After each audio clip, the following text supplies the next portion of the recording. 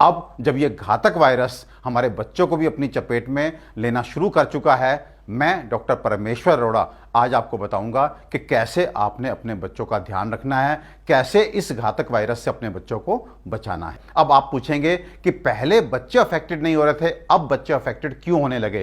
तो पहले बच्चे इसलिए अफेक्टेड नहीं हो रहे थे क्योंकि आप याद कीजिए, बच्चों का मूवमेंट बिल्कुल बंद हो गया था। वो पूरे टाइम घर में रेस्ट्रिक्टेड थे और आप भी जब मजबूरी में बाहर जाते थे तो सीधे घर में आकर के आप बाथरूम में जाते थे, आप नहाते थे, कपड़े चेंज करते थे, अच्छे से हाइजीन मेंटेन करते थे, तब बच्चों के पास जाते थे। लेकिन आज जब इस वायरस ने एक तरह से वो हल्का पड़ गया तो उसको पूरी तरह निपटाए बिना हमने जो है बाहर निकलना शुरू कर दिया, बच्चों को बाहर भेजना शुरू कर दिया। और हम जब घर में आते हैं तो अब सारे प्रिकॉशंस जो हम लेते थे वो हमने लेने छोड़ दिए।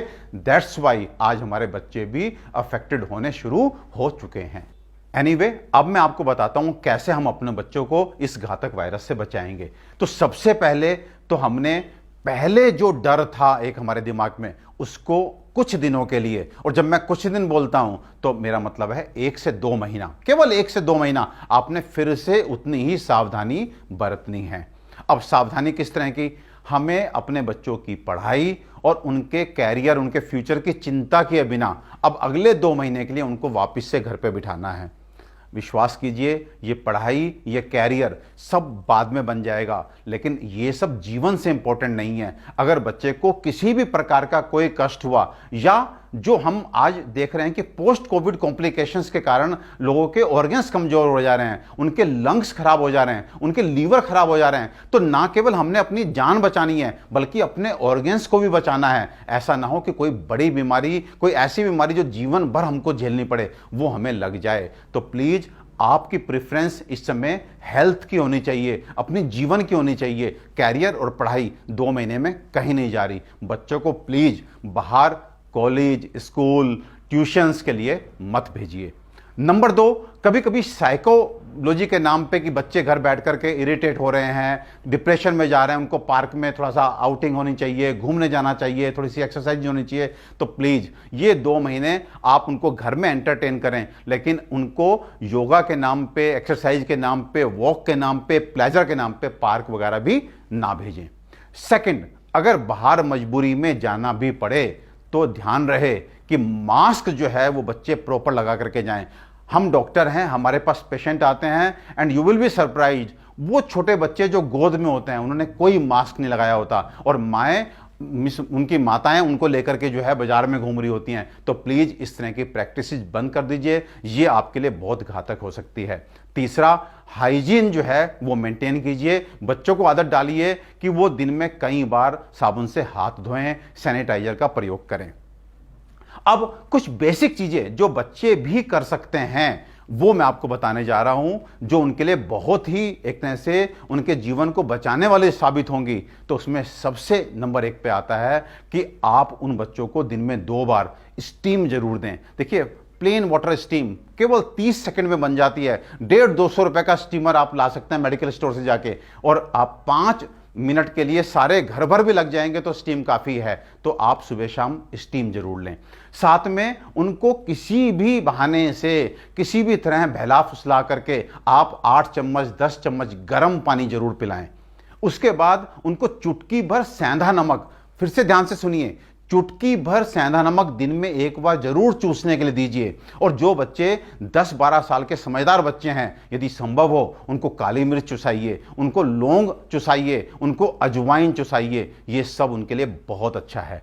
इसके बाद उनको रात में सोते समय हल्दी का दूध दीजिए, ये उनके लिए बहुत अच्छा है। हल्दी इज ए प्रूवन एंटीवायरल। अगर अनफॉर्चुनेटली उन बच्चों को किसी तरह से थोड़ा सा भी वायरस पहुंचा है तो वो पहले दिन ही वहीं काउंटर हो जाएगा, बच्चे में कोई सिम्टम नहीं आएगा, आपको पता ही नहीं लगेगा कि कब बच्चा जो है इन्फेक्टेड हुआ, कब उसकी एंटीबॉडीज डेवलप कर गई। बच्चों में एंटीबॉडीज बहुत तेजी से डेवलप करती हैं, तो इसलिए आपको हल्दी वाले दूध को बच्चे को देना है। साथ में अदरक का टुकड़ा लीजिए, 4 पत्ते तुलसी के मिलाइए, उसको क्रश करके शहद में मिला करके दीजिए।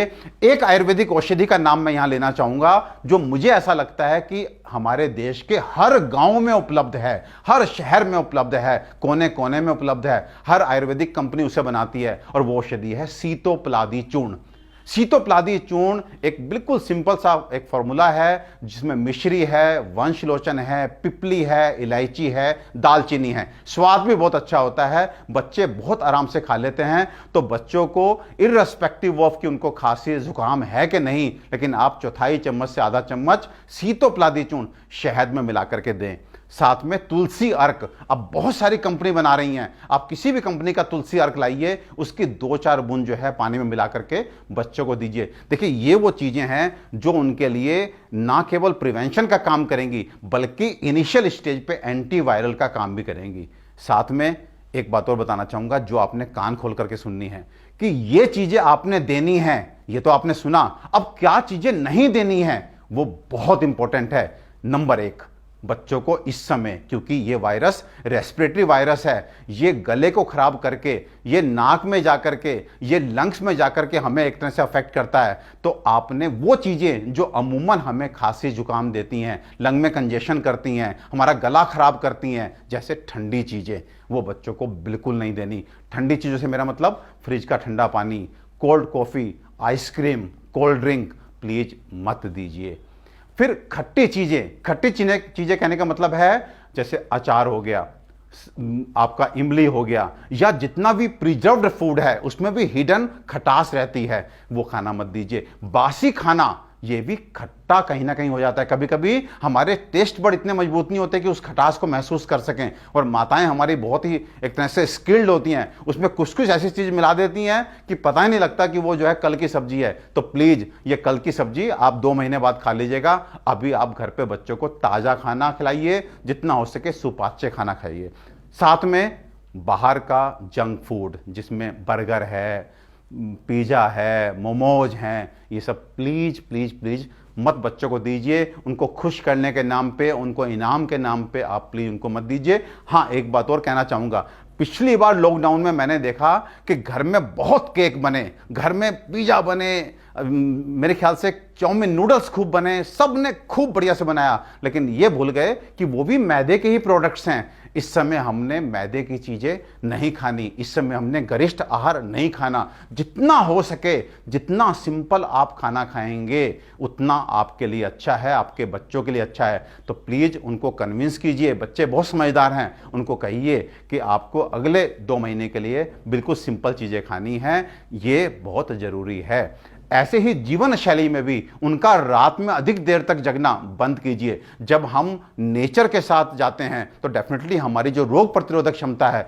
वो बहुत अच्छी रहती है। जब भी हम अगेंस्ट नेचर जाते हैं, हम दिन में सो रहे हैं, रात में जाग रहे हैं, बच्चे कहते हैं पढ़ाई के नाम पे हम ऐसा करते हैं, लेकिन प्लीज अगले 2 महीने के लिए उनको कैसे भी समझाइए कि डोंट गो अगेंस्ट नेचर। आप दिन में अच्छे से पढ़ाई कीजिए, शाम को टाइम से सोइए, सुबह टाइम से उठिए, घर पर ही बैठ करके एक्सरसाइज कीजिए, घर पर ही आप जितना खेल सकते हैं वो सब कीजिए। एंड इन सब चीज़ों को ध्यान रखने के बाद भी अनफॉर्चुनेटली अगर बच्चा इस चपेट में आ जाता है कि उसको सिम्टम आ जाते हैं, तो मेरी एक हम्बल रिक्वेस्ट है, अपने मेडिकल एक्सपीरियंस, अपने क्लिनिकल एक्सपीरियंस से बताना चाहता हूं, पिछले 1.5 साल कोरोना पे बहुत काम किया। प्लीज़ प्लीज़ प्लीज़ आप आयुर्वेदिक डॉक्टर को तुरंत पहुंचें। हमारे पास ये जो प्रिवेंटिव था, इसके बाद बहुत शानदार क्यूरेटिव ट्रीटमेंट भी है किसी भी वायरस के अगेंस्ट, इंक्लूडिंग दिस घातक वायरस। सो प्लीज़ अपना ध्यान रखने, अपने बच्चों का ध्यान रखें और खुश रहें, आनंदित रहें। ये समय बीत जाएगा, हमेशा के लिए नहीं है।